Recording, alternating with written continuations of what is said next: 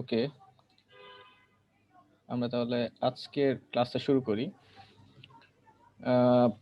আমরা গতদিন অ্যামিন পড়েছিলাম। কেউ আমাকে একটু বলো তো যে একটা অ্যালিফেটিক অ্যামিনের নাম বলো। যে কেউ একটা অ্যালিফেটিক অ্যামিনের নাম বলো।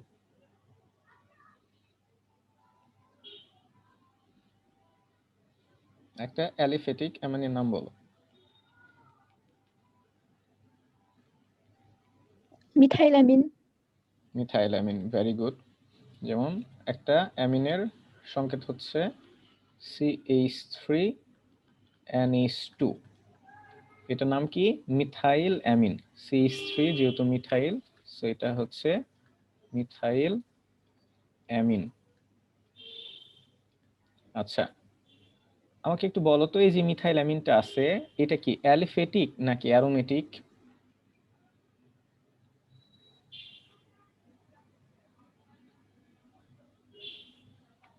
এটা অ্যালিফেটিক নাকি অ্যারোমেটিক?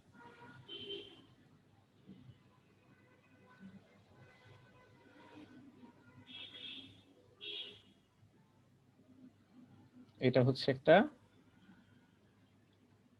Aliphatic amine. এটা হচ্ছে একটা অ্যালিফেটিক অ্যামিন। আর যদি আমরা অ্যারোমেটিক অ্যামিন লিখতাম, যেমন ফিনাইল অ্যামিন যেটা আছে, বা আমরা যেটাকে অ্যানিলিন নামে চিনি, অ্যানিলিন, এটা হচ্ছে অ্যারোমেটিক অ্যামিন। তো খেয়াল করো, এই যে অ্যামিনগুলো আছে, এই অ্যামিনগুলো শনাক্ত করব আমরা। তো অ্যামিনগুলো শনাক্ত করার একটা পদ্ধতি হচ্ছে কার্বিল অ্যামিন বিক্রিয়া। খেয়াল করো, অ্যালিফেটিক অ্যামিনগুলা বা অ্যারোমেটিক অ্যামিন, দুই ধরনের অ্যামিনই শনাক্ত করার পদ্ধতি হচ্ছে কার্বিল অ্যামিন পরীক্ষা। তো কার্বিল অ্যামিন পরীক্ষাটা কি? যে কোনো একটা পরীক্ষা নলে যদি জৈব কোনো নমুনা নিয়ে তার মধ্যে ক্লোরোফর্ম এবং অ্যালকোহলীয় কস্টিক পটাশ দ্রবণ যোগ করা হয়, ক্লোরোফর্ম বা অ্যালকোহলিক কস্টিক পটাশ। কস্টিক পটাশের সংকেত আমরা সবাই জানি, আর অ্যালকোহলের সংকেত আমরা জানি। অ্যালকোহলের সংকেত হচ্ছে কি CHCl3, ক্লোরোফর্মের সংকেত হচ্ছে CHCl3। আর অ্যালকোহলীয় কস্টিক পটাশ, কস্টিক পটাশ মানে হচ্ছে পটাশিয়াম হাইড্রোক্সাইড। তো কোন একটা জৈব নমুনার মধ্যে যদি ক্লোরোফর্ম এবং অ্যালকোহলীয় কস্টিক পটাশ দ্রবণ যোগ করে 70°C তাপমাত্রায় উত্তপ্ত করা হয়, তাহলে দেখা যায় যে সেইখানে একটা বিশ্রী গন্ধ পাওয়া যায়, এবং বিশ্রী গন্ধটা হয় কার্বিল অ্যামিন বা আইসোসায়ানাইড যাকে বলে। তার মানে যদি কোনো একটা দ্রবণের মধ্যে বা কোনো একটা জৈব নমুনার মধ্যে অ্যালিফেটিক বা অ্যারোমেটিক অ্যামিন থাকে, তাহলে তার মধ্যে যদি আমরা ক্লোরোফর্ম এবং অ্যালকোহলীয় কস্টিক পটাশ দ্রবণ যোগ করি, তাহলে সেক্ষেত্রে আমার কার্বিল অ্যামিন বা আইসোসায়ানাইড অ্যামিন তৈরি হয়, যার একটা বিশ্রী গন্ধ পাওয়া যায়, এবং এই বিশ্রী গন্ধটা দেখেই আমরা বুঝতে পারি যে এইখানে অ্যামিন উপস্থিত আছে। তো দেখো, যে যদি বেসিক সংকেতটা লিখি RnH2, আর মানে হচ্ছে অ্যালকাইল মূলক, plus CHCl3 plus potassium hydroxide, এখানে টেম্পারেচার থেকে 70°C। আমার এইখান থেকে এই হাইড্রোজেনটা চলে যায়, এখানে এসে কার্বন এসে যুক্ত হয়, তো আইসোসায়ানাইড তৈরি হয়। আমার উৎপাদে আইসোসায়ানাইড তৈরি হয়, আর আইসোসায়ানাইডের সংকেত হচ্ছে NC। NC হচ্ছে আইসোসায়ানাইড, এই মূলকটাকে বলা হয় আইসোসায়ানাইড মূলক, NC। বা সায়ানাইড তো আমরা জানি যে CN, এটাকে আমরা সায়ানাইড মূলক জানি। তো এইখানে আর, এখান থেকে NH2 থেকে H2টা চলে যাবে, আর এখানে এসে একটা C যুক্ত হবে, সো RNC টা তৈরি হবে, প্লাস পটাশিয়াম ক্লোরাইড তৈরি হয়, আর হচ্ছে এখানে পানি তৈরি হয়। তো যেমন আমরা যদি একটা এক্সাম্পল দেখি, ধরো মিথাইল অ্যামিন যদি লিখি CH3NH2, এর মধ্যে যদি আমি ক্লোরোফর্ম দেই CHCl3 প্লাস পটাশিয়াম হাইড্রোক্সাইড, তাহলে আমার এখানে তৈরি হবে CH3NC। এই যে খেয়াল করো, CH3N, জাস্ট হাইড্রোজেনটা চলে যাবে, এনসি প্লাস তৈরি হবে পটাশিয়াম ক্লোরাইড প্লাস হচ্ছে পানি। তাহলে আমার এই যে জিনিসটা তৈরি হলো CH3NC, এটাকে আমার বলা হচ্ছে আইসোসায়ানাইড বা কার্বিল অ্যামিন বলা হচ্ছে এটাকে। আর এটার যদি নাম বলি তাহলে এটার নাম হচ্ছে মিথাইল অ্যামিন। মিথাইল অ্যামিন তো না, এখানে এনসি যেহেতু আছে, মিথাইল আইসোসায়ানাইড এটার নাম, মিথাইল আইসোসায়ানাইড। তো এই মিথাইল আইসোসায়ানাইড এই গন্ধটা বিশ্রী গন্ধ, এটার জন্য এই গন্ধ দেখেই বোঝা যায় যে এখানে অ্যামিন আছে। তো ধরো আমি যদি আরেকটা এক্সাম্পল লিখতাম, ধরো CH3 CH2 NH2, যেটাকে আমরা বলতেছি কি ইথাইল অ্যামিন।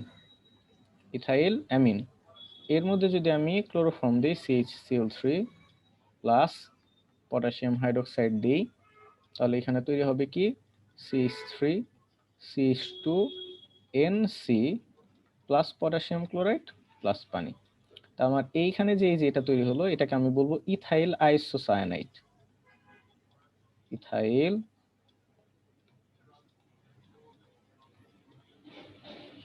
আইসোসায়ানাইড। তো এটার একটা বিশ্রী গন্ধ পাওয়া যাবে, এই গন্ধ দেখেই অ্যামিন শনাক্তকরণ করা হয়। এখান থেকে আরেকটা জিনিস মনে রাখবা, এটা শুধুমাত্র অ্যামিনের শনাক্তকরণ পরীক্ষাটা না, এটা কিন্তু ক্লোরোফর্মের শনাক্তকরণ পরীক্ষা। সো তোমার যদি কখনো আসে যে ক্লোরোফর্ম কিভাবে শনাক্তকরণ করা যায়, তোমরা কিন্তু এই পরীক্ষাটাই দিয়ে দিতে পারো। সো অ্যামিন বা ক্লোরোফর্ম শনাক্তকরণ করার পদ্ধতি হচ্ছে কি কার্বিল অ্যামিন পরীক্ষা। তো কার্বিল অ্যামিন পরীক্ষার মাধ্যমে ক্লোরোফর্ম এবং অ্যামিন শনাক্তকরণ করা যায়। এইভাবে আসতে পারে প্রাইমারি অ্যামিন, জৈব নমুনাটি প্রাইমারি অ্যামিন। আমরা জানি যে মিথাইল অ্যামিন এটা প্রাইমারি অ্যামিন বা এক ডিগ্রি অ্যামিন। সো এইভাবে এক ডিগ্রি অ্যামিনও শনাক্তকরণ করা যায়, তবে সেকেন্ডারি এবং টারশিয়ারি অ্যামিন এই পরীক্ষা প্রদর্শন করে না। তো তোমার কিন্তু এখান থেকে এটাও প্রশ্ন করতে পারে যে কিভাবে তুমি সেকেন্ডারি এবং টারশিয়ারি অ্যামিন থেকে এক ডিগ্রি অ্যামিন বা প্রাইমারি অ্যামিন পৃথক করবে, সেটাও কিন্তু কার্বিল অ্যামিন পরীক্ষা। তাহলে দেখো বিভিন্নভাবে কিন্তু কোশ্চেন আসতে পারে। এরপর খেয়াল করো যদি এটা অ্যানিলিন হতো অর্থাৎ অ্যালিফেটিক অ্যামিন হতো, যেটাও এক ডিগ্রি অ্যামিন, এটার শনাক্তকরণও কিন্তু এই কার্বিল অ্যামিন পরীক্ষার সাহায্যে করা যেত। খুবই সিম্পল বিক্রিয়াটা, খেয়াল করো যে আমি যদি অ্যানিলিনকে ক্লোরোফর্ম এবং পটাশিয়াম হাইড্রোক্সাইড বা যেটাকে কস্টিক পটাশ বলে, এটাকে 70 ডিগ্রি সেলসিয়াস আপনাকে উত্তপ্ত করি, তাহলে ফিনাইল কার্বিল অ্যামিন বা ফিনাইল আইসোসায়ানাইড উৎপন্ন হয়, যার বিশ্রী গন্ধ আছে। এটা দিয়ে আমরা অ্যারোমেটিক প্রাইমারি অ্যামিন শনাক্ত করতে পারি। যেমন খেয়াল করো এখানে আমার এটার নাম হচ্ছে ফিনাইল অ্যামিন, তাহলে CH3 plus potassium hydroxide 70 degree Celsius temperature. So এখান থেকে হাইড্রোজেন চলে যাবে আর সি এসে যা যুক্ত হবে, অর্থাৎ এই যে খেয়াল করো phenyl NC plus potassium chloride plus পানি। সো এটাকে বলা হচ্ছে ফিনাইল আইসোসায়ানাইড। সো এটা দেখেও অ্যামিন শনাক্তকরণ করা যায়, তবে এখানে মনে রাখতে হবে শুধুমাত্র এক ডিগ্রি অ্যামিনগুলাই এইভাবে শনাক্তকরণ করা যায়। সবাই কি বুঝতে পেরেছো কিভাবে কোশ্চেন আসতে পারে? সবাই বুঝতে পেরেছো? জি ভাইয়া। Good. আচ্ছা, আজকে আমরা আরেকটা ইম্পর্টেন্ট টপিক দেখব।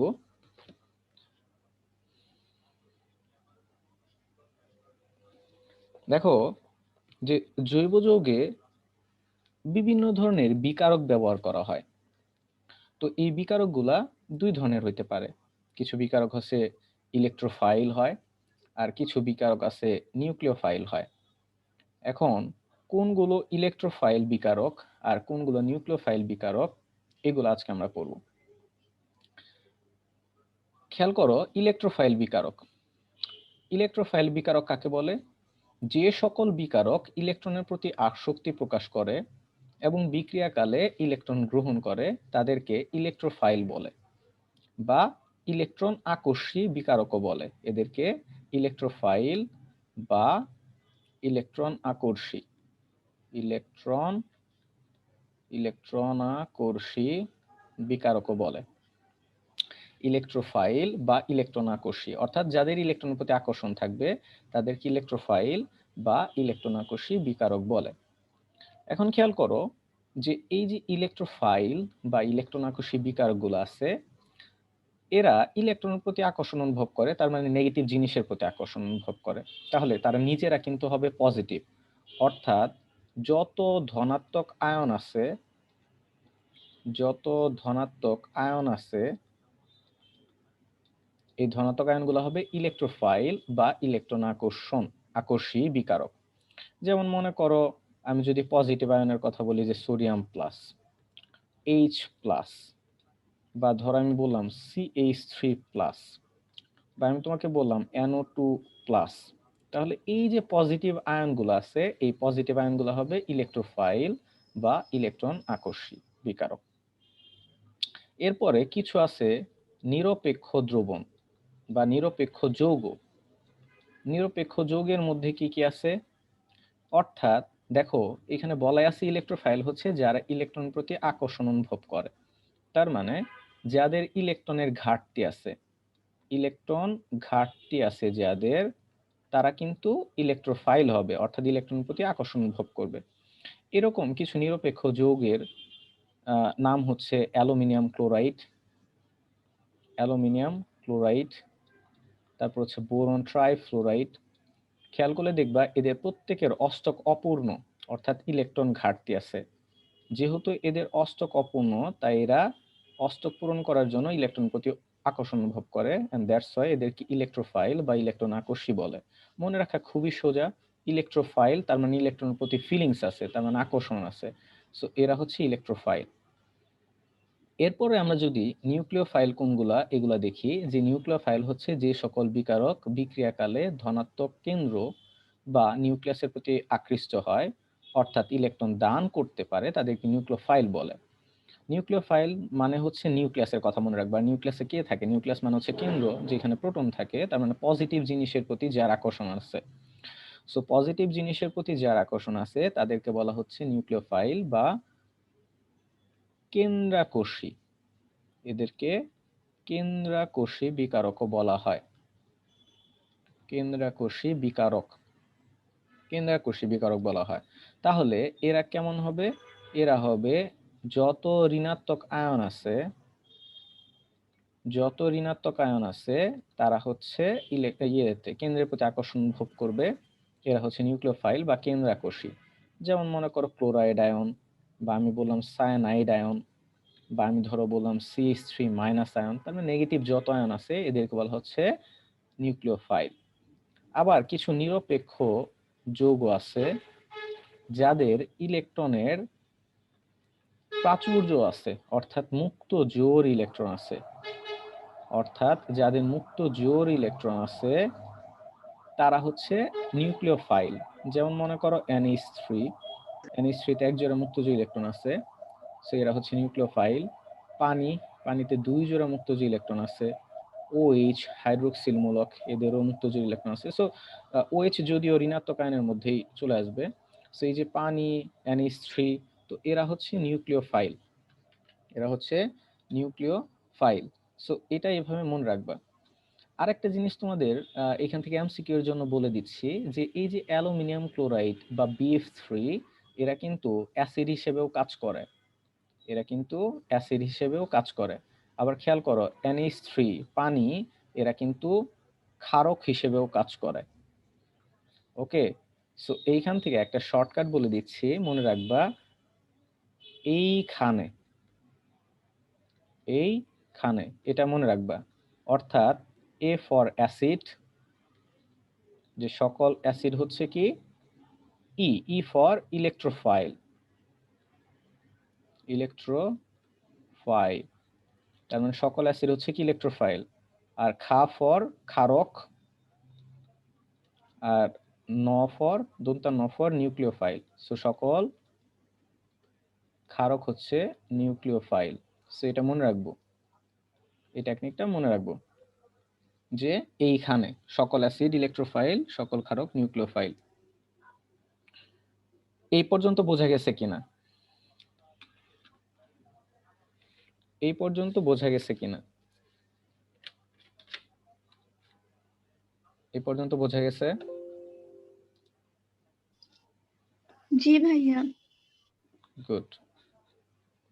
বাকিরা কি ঘুমাচ্ছো? মৌমিতা, অর্পা, তামিমা, লিমন অনেকেই আছো, বাট বাকিদের কোনো রেসপন্স নাই, তার মানে তারা ঘুমাচ্ছে। লিমন ঘুমাচ্ছ? না ভাই, মাত্র জয়েন করছি। Good, very good. তারপর বাকিরা কোথায়? মৌমিতা,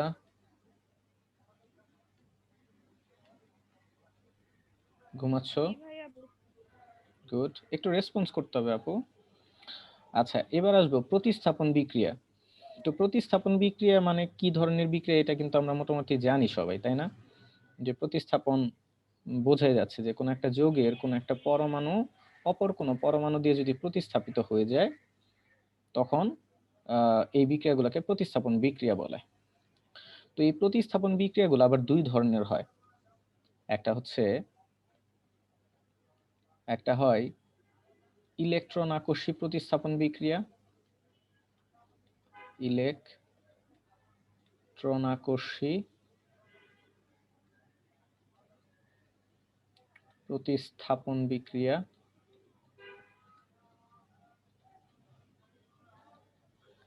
আরেক ধরনের বিক্রিয়াকে বলা হয়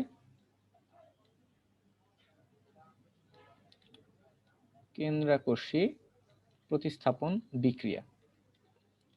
দেখো, ইলেকট্রন আকর্ষী প্রতিস্থাপন বিক্রিয়াগুলো হচ্ছে যখন ইলেকট্রন আকর্ষী বিকারক দিয়ে প্রতিস্থাপন বিক্রিয়াগুলো হবে, তখন তাদেরকে ইলেকট্রন আকর্ষী প্রতিস্থাপন বিক্রিয়া বলা হচ্ছে। অর্থাৎ ইলেকট্রন আকর্ষী বিকারক দিয়ে যখন প্রতিস্থাপন বিক্রিয়া হয়, তখন তাদেরকে ইলেকট্রন আকর্ষী প্রতিস্থাপন বিক্রিয়া বলা হচ্ছে।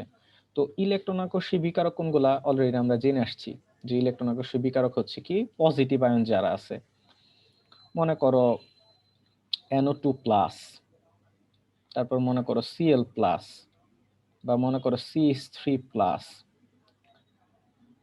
তো এইগুলা হচ্ছে ইলেকট্রন আকর্ষী বিকারক, আর এদের দ্বারা যদি কোনো প্রতিস্থাপন হয়, তখন তাদেরকে বলা হবে ইলেকট্রন আকর্ষী প্রতিস্থাপন বিক্রিয়া। আর কেন্দ্রাকর্ষী বিকারক দিয়ে যদি প্রতিস্থাপন বিক্রিয়া হয়, তাহলে তাদেরকে বলা হবে কেন্দ্রাকর্ষী প্রতিস্থাপন বিক্রিয়া।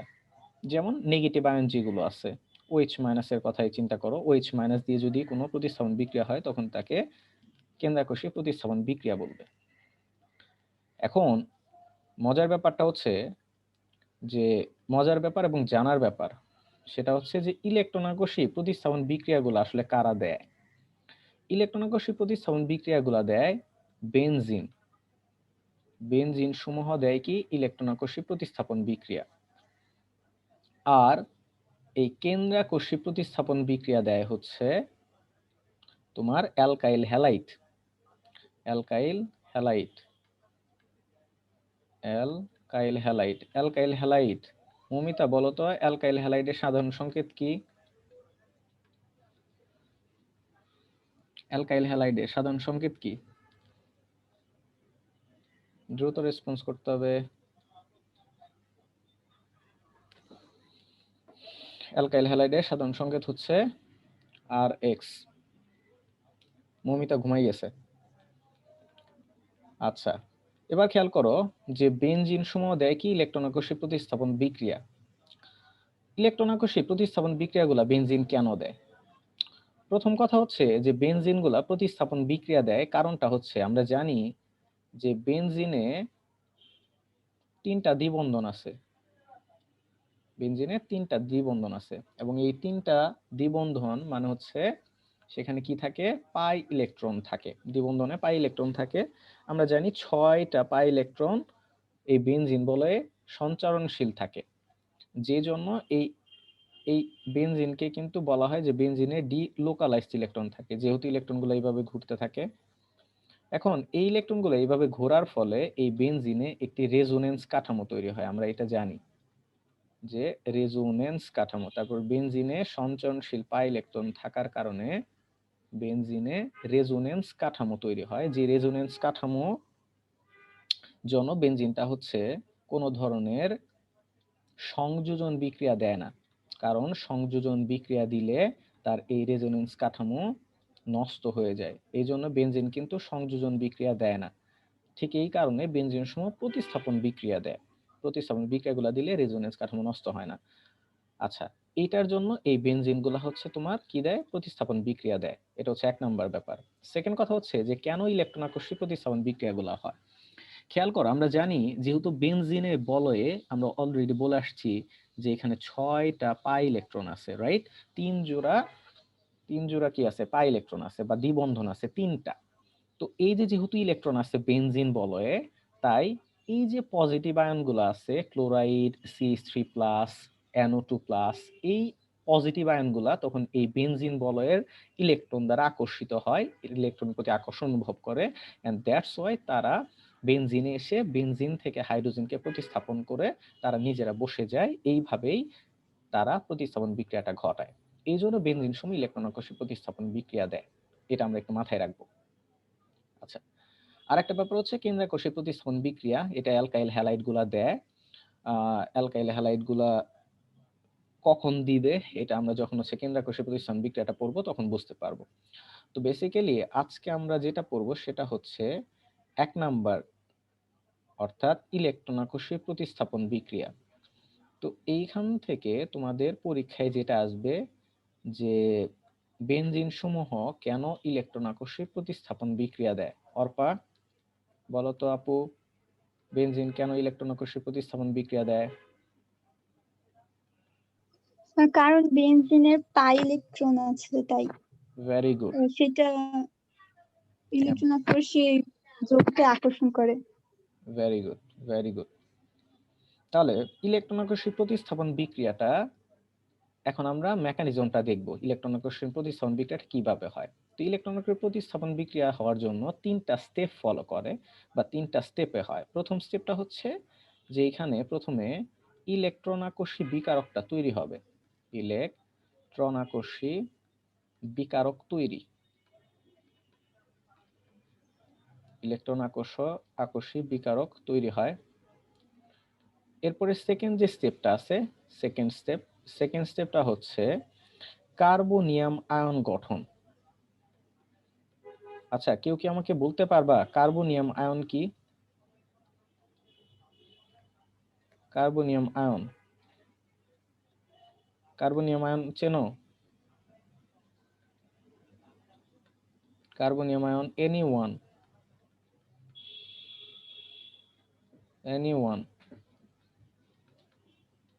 না পারলে বলতে হবে যে ভাইয়া পারি না। মৌমিতা, অর্পা, তামিমা, লিমন। পারি না। পারি না। না ভাইয়া। থ্যাংক ইউ সো মাচ বলার জন্য। না ভাইয়া। Very good. সো যেহেতু বলেছো তার মানে পড়াইতে হবে। আচ্ছা, তাহলে দেখো ইলেকট্রন আকর্ষী প্রতিস্থাপন বিক্রিয়া 3টা স্টেপে হয়। 1 নাম্বার স্টেপটা হচ্ছে ইলেকট্রন আকর্ষী বিকারক তৈরি হয়, 2 নাম্বার স্টেপ হচ্ছে কার্বনিয়াম আয়ন তৈরি হয়, আর 3 নাম্বার স্টেপ হচ্ছে প্রোটন অপসারণ হয়। এই 3টা স্টেপ ফলো করলে ইলেকট্রন আকর্ষী প্রতিস্থাপন, এই 3টা স্টেপ ফলো করে ইলেকট্রন আকর্ষী প্রতিস্থাপন বিক্রিয়াটা ঘটে। তো প্রথমেই চলো আগে কার্বনিয়াম আয়নটা কি সেটা আগে জেনে আসি। আচ্ছা, বলো তো স্ক্রিনে যেটা লেখা আছে CH4, এটার নাম কি? মিথেন। Very good. এই তো, দ্রুত রেসপন্স করতে হবে, গুড। তাহলে খেয়াল করো, আমরা জানি মিথেনের 4টা কার্বনের 4টাতে 4টা হাইড্রোজেন থাকে। তো এই 4টা হাইড্রোজেন এই এর ক্ষেত্রে, মিথেনের ক্ষেত্রে যদি একটা হাইড্রোজেন তোমার হচ্ছে সামহাও এইখান থেকে ধরো এই সামহাও এইখান থেকে হচ্ছে তোমার এই কার্বন হাইড্রোজেনটা চলে গেলে কি তৈরি হবে? CH3 তৈরি হবে, তাই না? সো CH3 তৈরি হওয়ার পর যদি এরকম হয় যে কখনো এই কার্বনের এইখানে প্লাস আয়ন তৈরি হয়েছে, তখন এই আয়নটাকে বলা হয় কার্বনিয়াম আয়ন বা কার্বোক্যাটায়ন আয়ন। অর্থাৎ কার্বনের পজিটিভ চার্জ বিশিষ্ট যে আয়নটা আছে সেটাকে বলা হয় কার্বনিয়াম আয়ন বা কার্বোক্যাটায়ন। কার্বোক্যাটায়ন কার্বোক্যাটায়ন বা কার্বনিয়াম আয়ন। যেমন খেয়াল করো যে এটা আসলে কিভাবে হয়। ধরো CH3Cl আছে, কোথাও আছে CH3Cl, তো এইখান থেকে তোমার হচ্ছে যদি এইরকম আয়ন তৈরি হয় CH3+ আর Cl- তৈরি হয়, তখন এই যে পজিটিভ আয়নটা তৈরি হলো, এই আয়নটাকে আমি বলবো কার্বোক্যাটায়ন, বা এটাকে আমি বলবো কার্বনিয়াম আয়ন। কার্বনিয়াম আয়ন বলবো। এটা আসলে কিভাবে তৈরি হয় সেটা একটু বলে দিচ্ছি। যে আমরা জানি যে কার্বনের তড়িৎ ঋণাত্মকতা হচ্ছে 2.5 এবং ক্লোরিন এর তড়িৎ ঋণাত্মকতা হচ্ছে 3। যার তড়িৎ ঋণাত্মকতা বেশি সে শেয়ারকৃত ইলেকট্রন নিজের দিকে টেনে নেয়। সো এই যে কার্বন এবং ক্লোরিনের মধ্যে যে এই যে একটা বন্ধন আছে, তার মানে একজোড়া ইলেকট্রন আছে, এই ইলেকট্রনগুলা ক্লোরিনের তড়িৎ ঋণাত্মকতা বেশি হওয়ার কারণে ক্লোরিন